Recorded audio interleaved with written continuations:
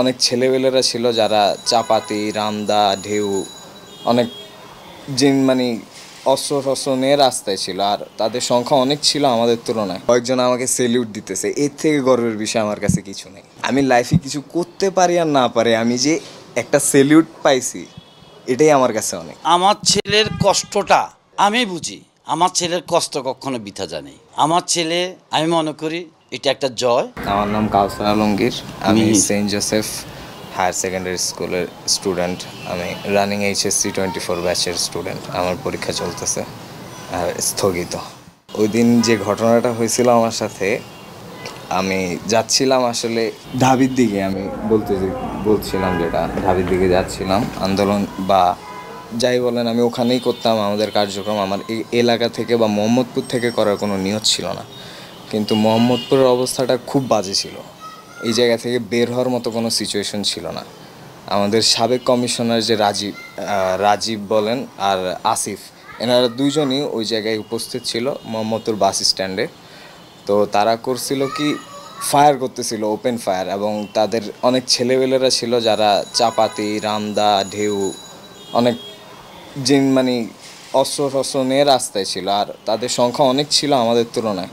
কারণ আমাদের এলাকা থেকে মূলত কোনো কার্যক্রম বলে নাই করবে শিক্ষার্থীরা, তো সেক্ষেত্রে আমাদের সংখ্যা খুবই কম ছিল। পুলিশরা ওখানে গুলি করতেছিল। তো আমি রাস্তার ওই পারে যাওয়ার চিন্তা ভাবনা করতেছিলাম যে কীভাবে ওই পারে যাব, মানে গোলাবর্ষণ না হয় বা কোনো আহত না হয়, আমি ওই পারে কীভাবে ক্রস করব। তো একটা পর্যায়ে দেখি যে না, এটা হচ্ছে না, আর ওই সাইড থেকে অনেক ইটা মারতেছিল, অনেক গুলি চলতেছিল, কেউ কেউ গুলটি মারতেছিল, আপনারা যারা গুলটি চিনেন গুলটি মারতেছিল, মানে কোনোটা পসিবল ছিল না তাদের সামনে। তো আমি ব্যাক স্টেপ করি, আমি আর আগানোর কোনো চিন্তা করি না যে এখানেই একটা সেফ জোন নেই। তো কি হলো যে আমি একটা কর্নার আমি দাঁড়াইছিলাম, আমার কোনো হুঁশ ছিল না পিছিয়ে কী হচ্ছে, কারণ অনেক পিটাপিটির আওয়াজ পাচ্ছিলাম, গ্লাস ভাঙার আওয়াজ পাচ্ছিলাম, আর মানুষ দৌড়াইতেছিল।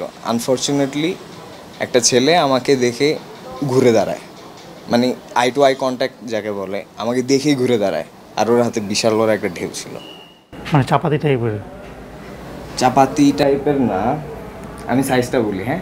বিষয়টা ওর হাত হাত এভাবে ধরেছিল, এখান থেকে এত বড়, আর ঢেউ করা ছিল, বুঝছেন। একটা অস্ত্র ছিল, ধারালো অস্ত্র ছিল। এক্স্যাক্টলি।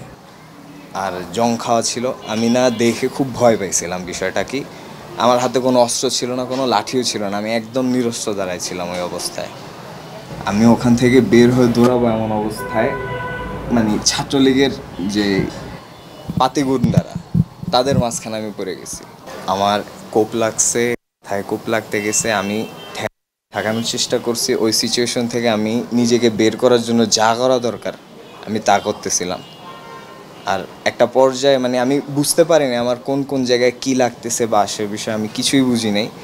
আমি লাফ দিছি আইল্যান্ডের উপরে। আইল্যান্ডটা হয়তো আমার কোমর থেকে আরেকটু উঁচা হবে। আমি এক জাম্পে উঠেই পার করে ফেলছি। পার করে মানে ওই পারে আর নামার সৌভাগ্য এরকম হয় নাই আমি বলবো। পড়ার মানে পা ফালার সাথে সাথে আমি পড়ে গেছি।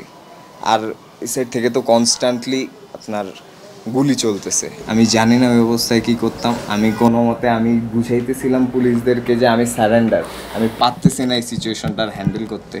তারা দেখতেছি এবার আমার দিকে আগায় আসতেছে। তা আমি কী করব না বুঝতে পারে আমি আগায় কোনো মতে একটা শেল্টার নিছিলাম একটা লোহার পিলারের পিছে। তো আমাকে দেখে ওই সাইড থেকে আমার কিছু ফ্রেন্ডসরা আমাকে নোটিস করতে পারে, কজ ওই দিন আমি বাংলাদেশের জার্সি পরে বেরিয়েছিলাম, ফুটবল জার্সি। আমার জার্সির পিছনে আমার নাম নাম্বারও লেখা আছে। যারা আমার সাথে খেলাধুলা করছে তারা সবাই আমাকে চিনি জার্সিতে। তো আমার জার্সি দেখে আমাকে নোট করতে পারছে যে আমি ওইখানে ছিলাম। তো ওরা আমাকে খুব তাড়াতাড়ি ওই জায়গা থেকে নিয়ে বের করে আসছে, নাইলে আমি মনে করি ওই দিন আমার পক্ষে বেঁচে থাকা খুবই অসম্ভব। কোথায় কোথায় আঘাত লেগেছে আপনার? আমার হাঁটুতে খুব বাজে একটা কোপ পড়ছে, যার কারণে আমার রগ কেটে গেছে। আমার এই পা আমি আগামী 3-4 মাসেও লাগাতে পারবো কিনা আমার কোনো আইডিয়া নেই। আর খুব বাজে পেইন আমার এখানে। মোস্ট প্রবাবলি আরও কিছু ইনজুরি হয়েছে, আমি এখনও টের পাচ্ছি না। আমার হাতে এই সাইডে কোপ পড়ছে, আল্লাহ বাঁচায় রাখছে আমাকে, কজ আমার হাড়ে লাগে নাই। আর একটু যদি হাড়ে লাগতো আমার আঙ্গুল কেটে ফেলাই দিতে হতো। আল্লাহ আমাকে আরেকটা লাইফ দিছে। আমার কপালে কোপ লাগছে, আমি বলবো না কোপ লাগছে, কজ আমি হাত দিয়ে ঠেকানোর কারণে আমার এখানে লাগছে। আমি দুই সাইডেই হয়ে গেছি, মানে কতজন ছাত্রলীগের কতজন আপনার উপরে হামলা করেছিল? ওখানে অ্যাপ্রোপ্রিয়েটলি বলতে পারি না কতজন আছে, বাট ওখানে মিনিমাম হলো 150 ছিল। আপনার উপরে আক্রমণ করছে কয়েকজন, মানে কতজন? তাদেরকে আপনি চিনেছেন বা আইডেন্টিফাই করতে পেরেছেন? ইম্পসিবল, কজ চারদিক দিয়ে আমি খাইতেছিলাম। বলো না বাটে পড়া, আমি বাটে পড়ছিলাম। আচ্ছা, এখন আসলে এই যে দেশ স্বাধীন হলে এত কষ্ট করলেন, মানে এখন কেমন লাগছে আসলে? আমি আসলে এই কষ্টটাকে সার্থক মনে করি, কজ 5 তারিখের যখন আমাকে হসপিটাল থেকে রিলিজ দিছে, তখন প্রথম বিজয় মিছিল বলে যাকে, বাংলাদেশে 2024 সালের প্রথম বিজয় মিছিল, দেশ স্বাধীন হওয়ার পর প্রথম বিজয় মিছিল আমি দেখতে দেখতে আসতেছিলাম অ্যাম্বুলেন্সে।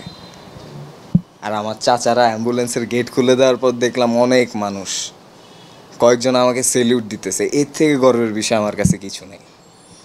আমি লাইফে কিছু করতে পারি আর না পারি, আমি যে একটা সেলিউট পাইছি এটাই আমার কাছে অনেক। আচ্ছা, এটা আমি আপনার কাছে জানতে চাই আসলে বাবা হিসেবে আসলে আপনার কাছে কেমন লাগছে আসলে?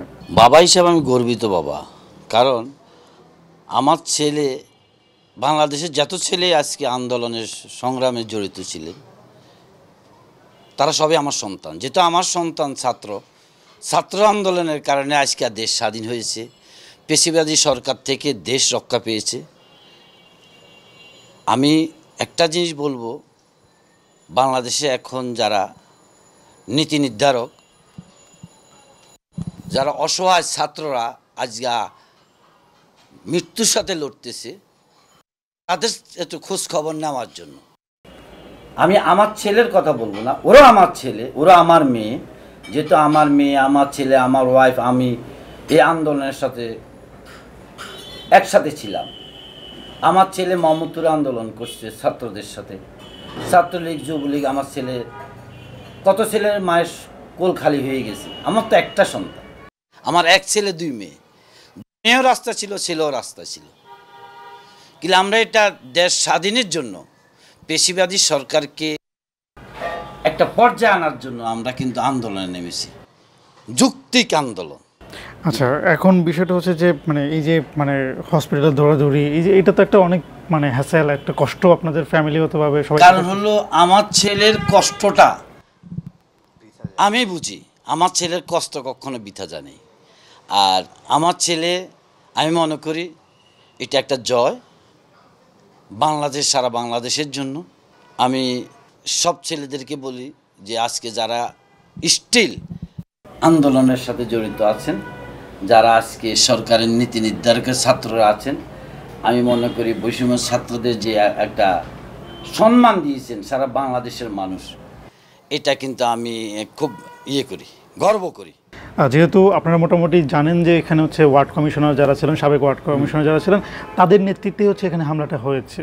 এখন তাদের বিরুদ্ধে কি আপনারা কোনো ধরনের মামলায় যাবেন কিনা আসলে, বা যাওয়া উচিত কিনা? আমি মামলায় যাওয়া উচিত, বাট যেহেতু আল্লাহ আমার ছেলেকে ফিরিয়ে দিয়েছেন, এখন বর্তমান গভর্নমেন্ট কি চিন্তা করতেছেন এটা গভর্নমেন্ট ওনারা ভালো জানেন, যেহেতু উনি মুরব্বী। নীতি অনেক তো মামলা হচ্ছে, আমরা দেখেছি আজকে শেখ হাসিনার বিরুদ্ধে মামলা হচ্ছে।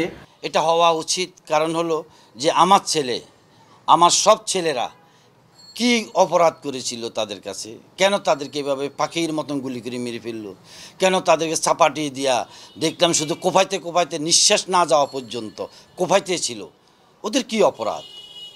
আমি এটার বিচার চাই বাংলাদেশ গভর্নমেন্টের কাছে, বর্তমান গভর্নমেন্টের কাছে। যেহেতু আপনি এইচএসসি পরীক্ষার্থী, সো আসলে যেহেতু আপনি যতটুকু ইনজুর হয়েছেন সেই অনুযায়ী আসলে এই মুহূর্তে পরীক্ষায় বসার জন্য আপনি প্রস্তুত না, আমার যেটা মনে হচ্ছে।